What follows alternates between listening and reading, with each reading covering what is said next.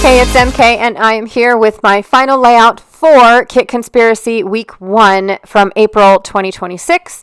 And I have to tell you guys that I accidentally did not finish recording. I do apologize. This is the first layout that I did with my brand new camera setup, and I set up my camera, but I forgot to push the button. So I thought that I was recording, and I ended up not. So I also am sharing with you guys that I have these hydrangeas that are from the advent calendar from last year. So I'm finally getting those on the layout with the pictures that I originally picked to go.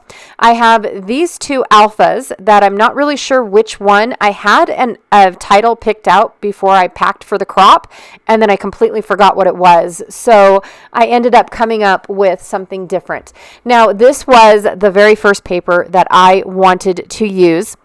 I just wasn't sure which paper I was going to use. I have the sticker sheet and then my white sheet of cardstock. I also have this new to me stringy stuff. Again, I still don't know the name of it, but I am introducing to you guys our brand new stitching template, which is the diamond. Yay! The diamond will be available April 10th, or sooner. I'm not really sure if it'll be sooner or not. I also went ahead and I picked out the thread that I felt matched this collection very well. I think I'm going to use the yellow and the blue, especially if I go with the green. But I brought in my triangle to see if I wanted my stitching to be a little bit bigger. I'm not really sure if I wanted the pattern that I'm going for to be large and I'll just flip the triangle over and do it twice, or if I wanted to do this diamond. And now, of course, I'm trying to decide which side of the paper because I loved them both, but of course I'm going to use the floral print because I feel like the stitching is going to come out. Okay, so on my paper, as you can see, I have drawn a bunch of diamonds. That was very hard. That's why I did not record any of it, because there's a lot of erasing, a lot of redoing, flipped the paper over, drew it again. I mean, it was harder than I thought it was going to be. I don't know why. And then, guess what? I knew I was going to do all this stitching and I forgot my piercing tool. Are you kidding me? So I had this needle in the kit that came with our kit that we received at this crop. So I'm sitting here using this tiny little needle, and my table mate, thank you, Carrie, she goes, "Well, I have my piercer. Do you want it? Do you want to use it?" So yes, I did. I pierced all my pieces, and then I just backstitched all the pieces, and then I backstitched over the lines that I had using, again, my my ruler that I had. I have a straight stitch ruler instead of the diamond like I thought I was going to use. I ended up using my straight stitch ruler. There was a couple pieces, if you look close enough, where I went kind of wonky because, again, I pull my piercer out at an angle, and it twists the template just a little bit. So I always go nice and slow when I poke all my holes. All right, so it was a little plain Jane for me. I needed something, so I'm just using some walnut stain, a little bit of water, and of course I had to borrow a paintbrush as well. So thank you for that. I was just beside myself that I forgot all of my primary tools, you guys. It was driving me nuts. Okay, so with that being said, I am going to cut the rest of my green paper and just do a slight off cut. I'm not going to map my photos completely. I'm just going to do it where it's 3 corners are covered, but the other corner is not, or maybe only 2 corners are covered.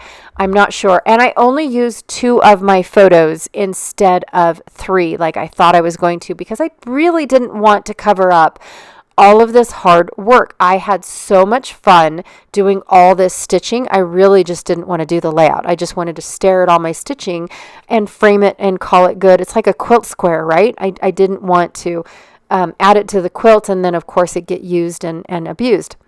So also, too, I brought the wrong ink. So this is weathered wood, and I brought distress ink. And if you guys know me, Distress ink soaks into the wood a lot. And then you lose that true color. You really do. So I am using, you're supposed to use oxide. Well, at least that's the best look for me, is the oxide. And honestly, having the distress ink was very disappointing, but it still ends up looking uber super cute by the time that I am done. I just really liked how the oxide ink stays on top of my wood a little bit better than the bottom. Okay, so ta-da, I'm all done. I do apologize, you guys. So basically what I did was I distressed the green paper, put it behind as a faux photo mat because I didn't have enough to actually photo mat. And then I took a lot of the framed wordy elements from the die cut pieces, and I just cut them in half and used them to help build up my layers and cover up all those wood pieces. I also took the Good Life and cut it out, but the little plaid, the green plaid from the Good Life, ended up being another layer that I added to my background as well. So I just built up a bunch of layers, added my hydrangeas in, added my cute little Rosco title because I couldn't remember the title I was actually going to use. Even by the end of the layout, I still could not remember the title. So I do apologize, you guys, for not having that all recorded. Yeah, I was a hot mess because honestly, it was a brand new setup. Excuses, but yes, it was a brand new setup that I just wasn't familiar with. And yeah, I failed miserably. And this was the first layout, which is now the last layout. And yeah, I'm so sorry, you guys. All right, so don't forget to check out Janet Fritz's channel. She is Galaxy Girl Creations here on YouTube. And also, too, I have a playlist if you want to see the past kits that we have been using and everything that we have done with our past kits.